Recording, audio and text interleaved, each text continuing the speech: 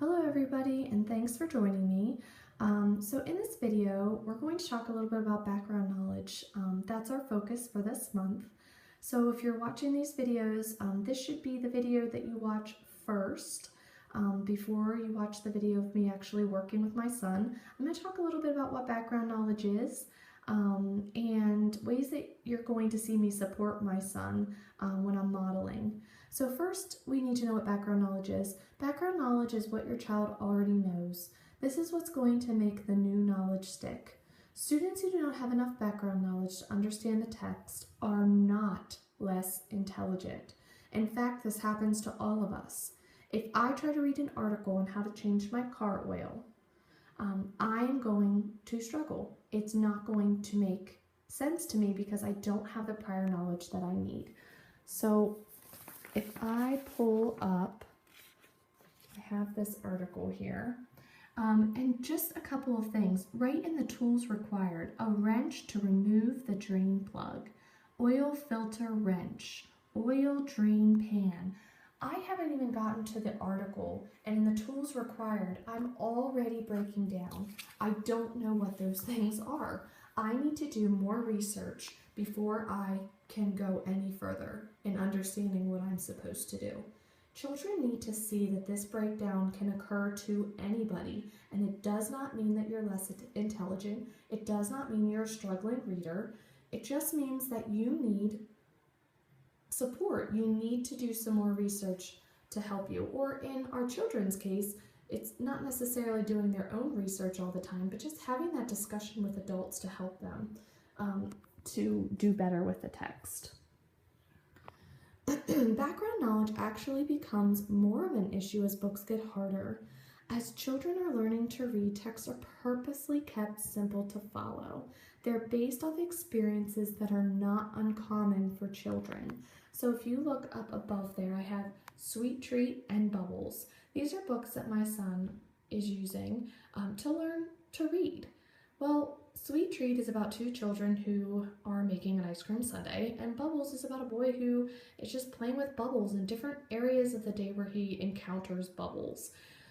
These are not outside of the realm of reality for children. These are things that they encounter. These are normal. So he's not going to need a lot of support to understand the concept.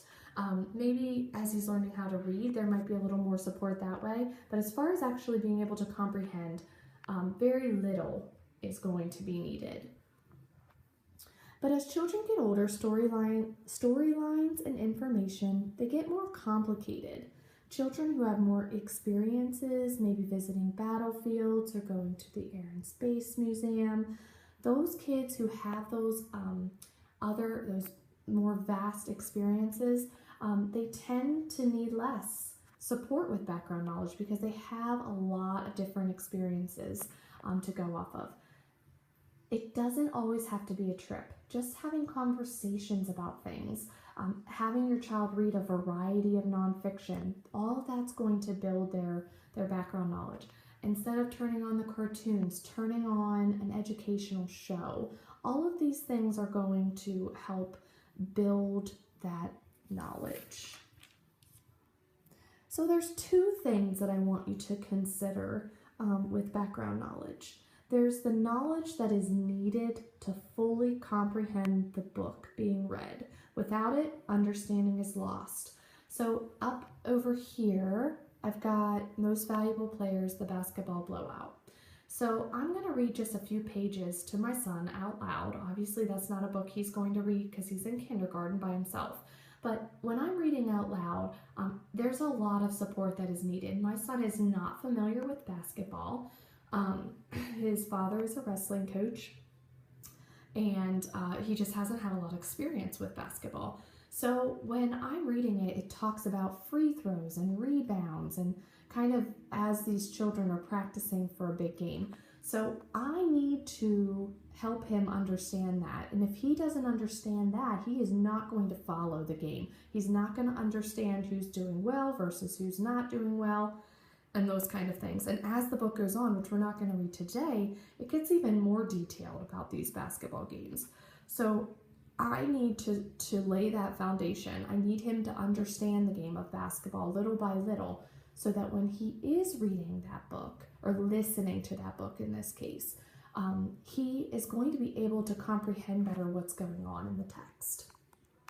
Then there's the knowledge that extends the book. So you're building that child's knowledge so that even in future reads, that deeper understanding can develop. So in this nonfiction book, I'm going to only read one section with him.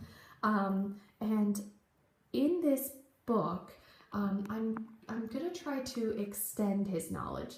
He doesn't necessarily need it to understand what he's reading currently, but it's going to give him even more knowledge, so that when he is reading about oceans, he has a better idea. The other thing that I want you to think about is that different books have different levels of support. This book, The First Big Book of the Ocean, is meant for small children. So you're going to notice that as I'm reading it, there are supports that are in place specifically for kids. Okay? So what are you going to see in the upcoming video? Well, what you're going to see as I'm supporting my son is I'm going to be asking questions. I'm going to show pictures. I might show a video, not entire videos, just portions of videos, and just kind of trying to connect to his experiences. One of the best things that you can do is relate it to that child. So when you're being relatable to them, then they can have that better understanding because it means something to them personally. The last thing I want to share is that what you're about to see with my son is planned. It is not rehearsed. So things could change as I'm working with him, depending on what his needs are or what I see as I'm reading with him. I look forward to seeing you in the next video.